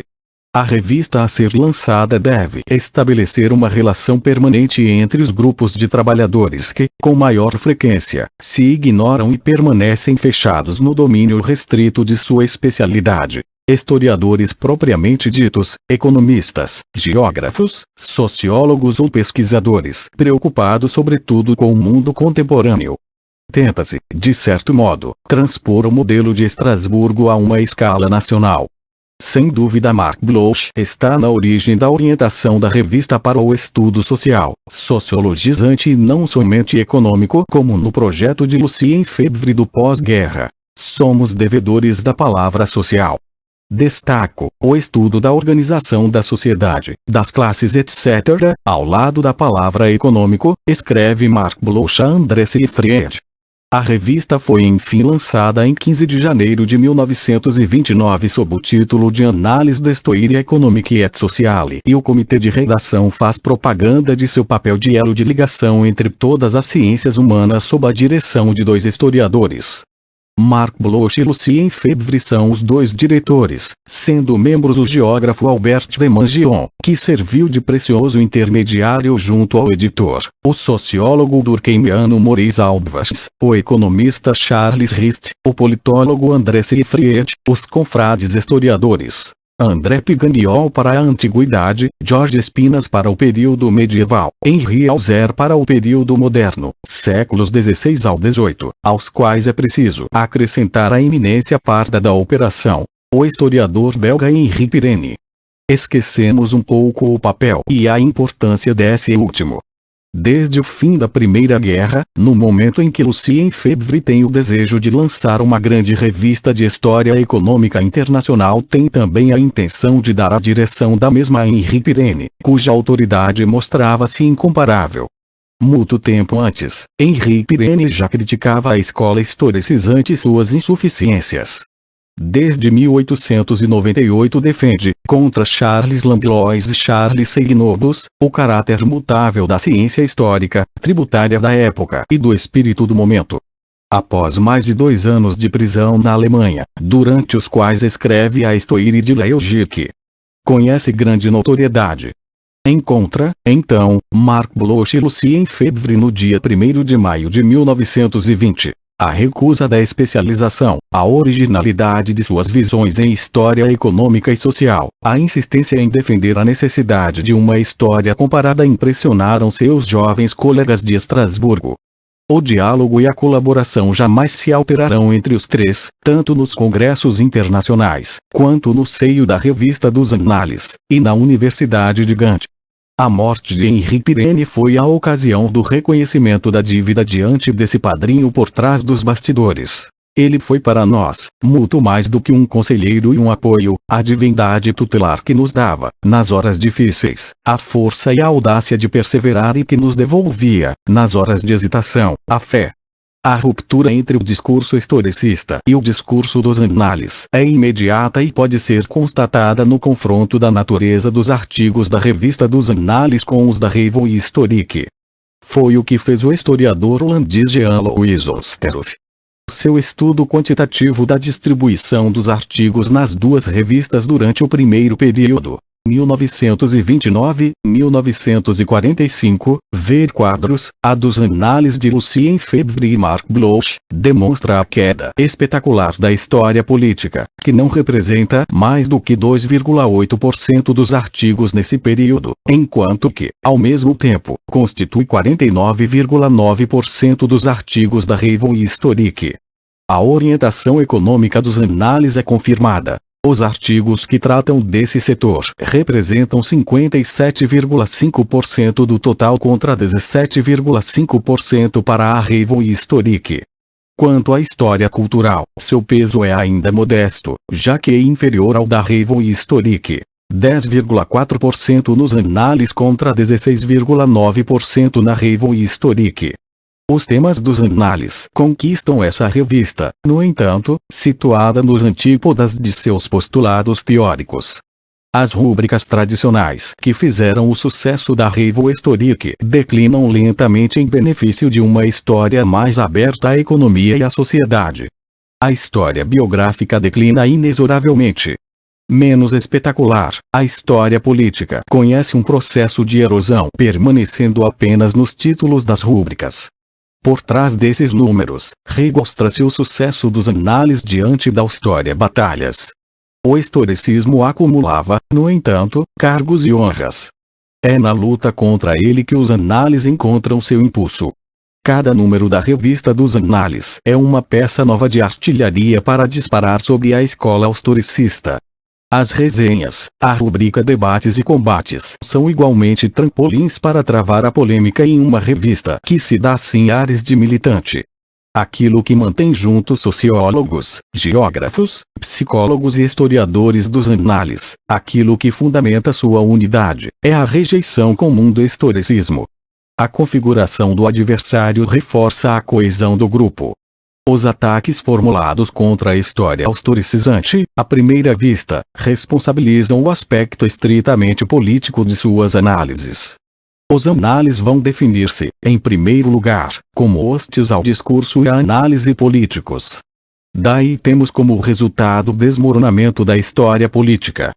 Os Annales propõem o alargamento do campo da história, e ao desertar o terreno político, esta acaba por orientar o interesse dos historiadores para outros horizontes. A natureza, a paisagem, a população e a demografia, as trocas, os costumes. Assim se constitui a antropologia da cultura material e se define o conceito de materialidade histórica.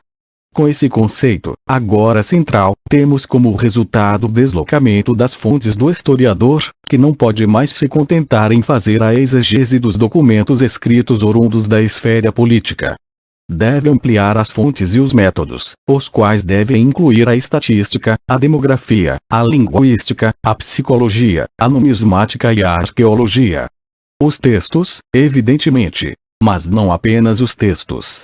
Nesse alargamento em direção às outras ciências humanas, já podemos perceber a aliança que lhes foi proposta contra o historicismo, mas que as transformou em servas da história. Em seus trabalhos ou resenhas, Marc Bloch e Lucien Febvre denunciam as insuficiências dos antigos mestres da escola histórica francesa. Na obra, A Sociedade Feudal, Marc Bloch tem por objetivo demonstrar que não se pode reduzir essa última a uma simples definição política ou jurídica. Na sua utilização atual, o feudalismo e sociedade feudal abrangem um conjunto intrincado de imagens em que o feudo propriamente dito deixou de figurar em primeiro plano. A história assim preconizada abandona os campos de batalha, a preparação dos espíritos para a guerra e procura, ao contrário, reconciliar os antagonismos e superar a germanofobia da geração precedente. A tese da fronteira predestinada não se sustenta, de fato, nem no estudo do passado nem na observação do presente. A França nem sempre demonstrou a tendência preemente para a conquista do Rio, assim como a Alemanha, já que esta ignorou a mística do Reno, essa criação recente do sentimento e do espírito.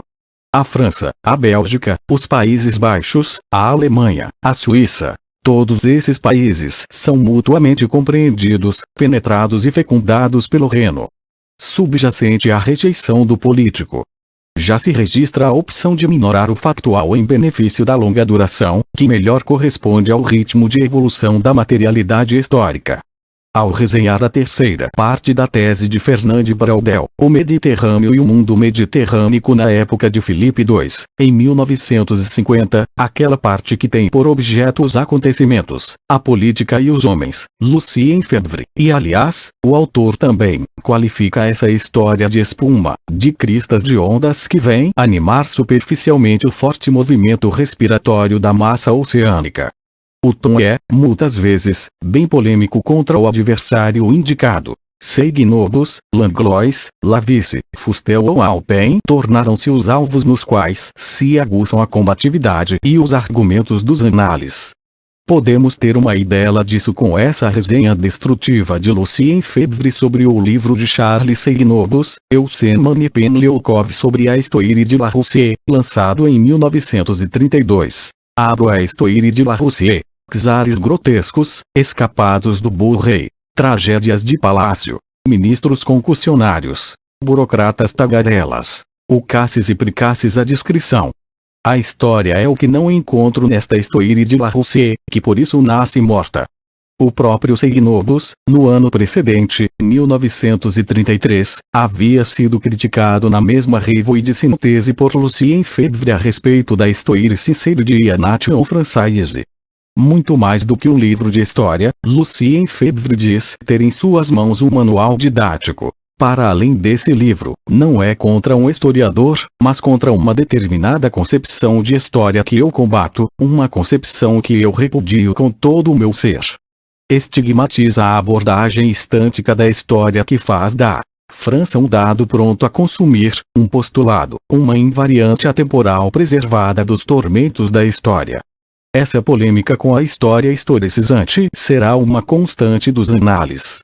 Em 1946, Lucien Febvre ataca ainda a história diplomática em si a respeito do livro de A. Roubald, La Paix Armée, 1871-1914. Esse livro situa-se, com demasiada exatidão, nos antípodas do que, para nós dos análises, constitui o bom livro de história contemporânea.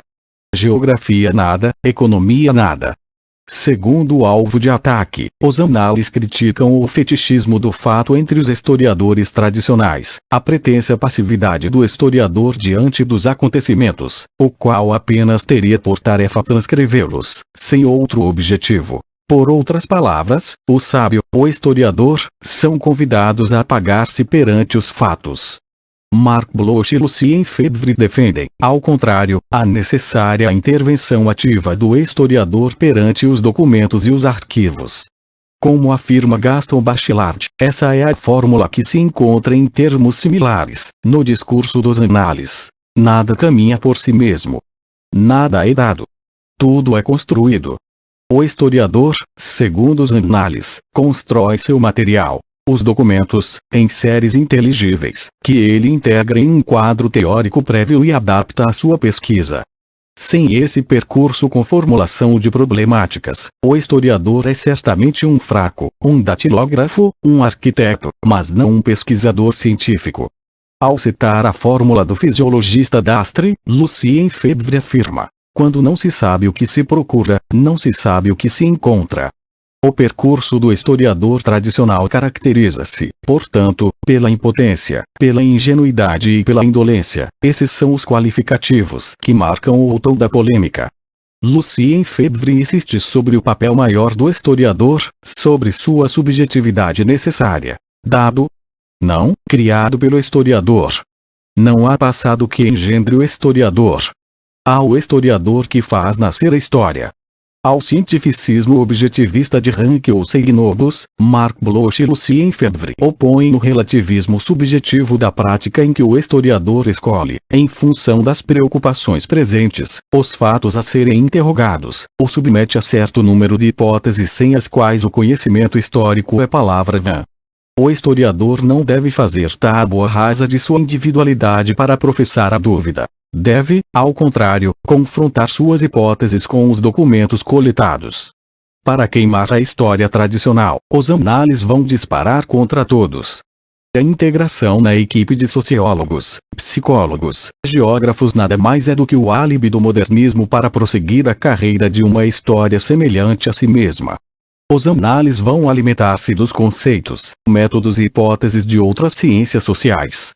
A empresa estratégica de Marc Bloch e Lucien Febvre passa pela recuperação de todas essas linguagens e códigos novos, meio indispensável para ganhar a batalha do poder.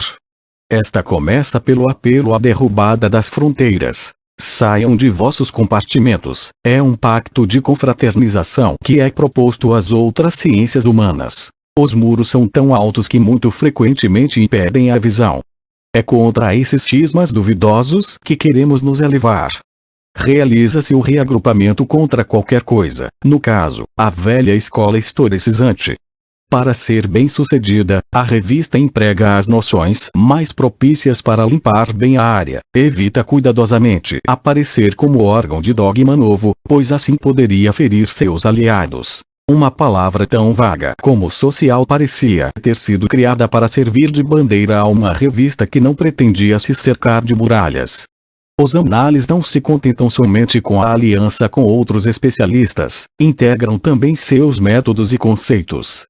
Lucien Febvre inspira-se diretamente no linguista Antoine Mellet, que colabora no Année Sociologique, quando coloca à frente sua noção de utensilagem mental que, como a língua, designa teclados de possibilidades postos pela sociedade à disposição do indivíduo.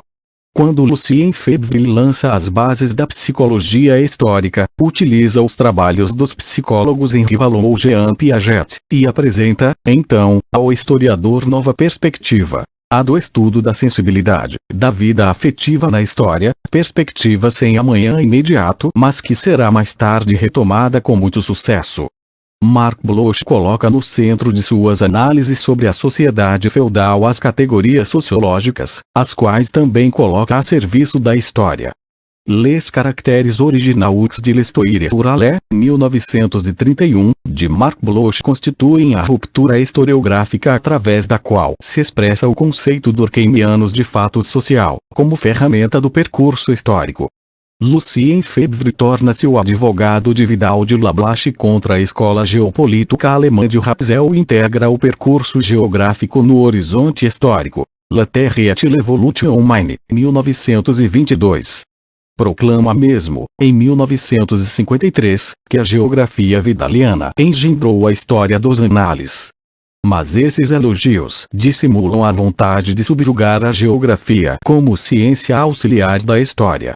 O mero de reduzi-la consistiu em integrá-la na história e em limitar seu território, o solo, não o estado. Eis o que deve levar em consideração a geografia. Quanto ao resto, todos têm a liberdade de se apoiar nos trabalhos dos geógrafos, para fins que não são geográficos. Os geógrafos sentiram-se ameaçados pela empresa de Lucien Febvre e reagiram vivamente, a tal ponto que Lucien Febvre precisou se explicar. Nesses últimos tempos quiseram revelar, de todos os lados, a minha intenção particularmente tenebrosa de estrangular a geografia. E, circunstância agravante, a intenção de estrangulá-la ao lhe tomar emprestado a corda fatal. Mas a partida já estava ganha antes de começar, pois a escola geográfica já estava em declínio. Mais do que um cartel, os análises foram bem-sucedidos no agrupar as ciências humanas por detrás de sua bandeira. Nesse combate contra o historicismo, temos como resultado o núcleo permanente do discurso dos análises, para além de suas flutuações, a relativização ou, pelo menos, a recusa do relato factual e do relato político. É a partir dessa recusa que os análises se definem como escola, superando a diversidade de seus componentes. O adversário é sempre o mesmo, a história dita positivista. Isso permite assegurar a continuidade e a coesão do movimento. Vantagem suplementar: não se trata de um adversário perigoso, pois ele está morto. As duas recusas do primeiro período, da história factual e da história política, são ainda reivindicadas pelos análises de hoje. Verifica-se essa condenação sem apelo como constante, na análise do conteúdo feita, por Jean-Louis Osterhoff, sobre a revista dos análises nos diversos períodos. A história política representava somente 2,8% dos artigos entre 1929 e 1945, 5,4% entre 1946 e 1956, 4,1% entre 1957 e 1969 para cair novamente para 2,1% entre 1969 e 1976. Nesse domínio, os análises de hoje continuam bem os herdeiros dos análises de Marc Bloch e Lucien Febvre de 1929. Essa continuidade constitui o fundamento da sobrevida de uma escola para além da diversidade de seus componentes.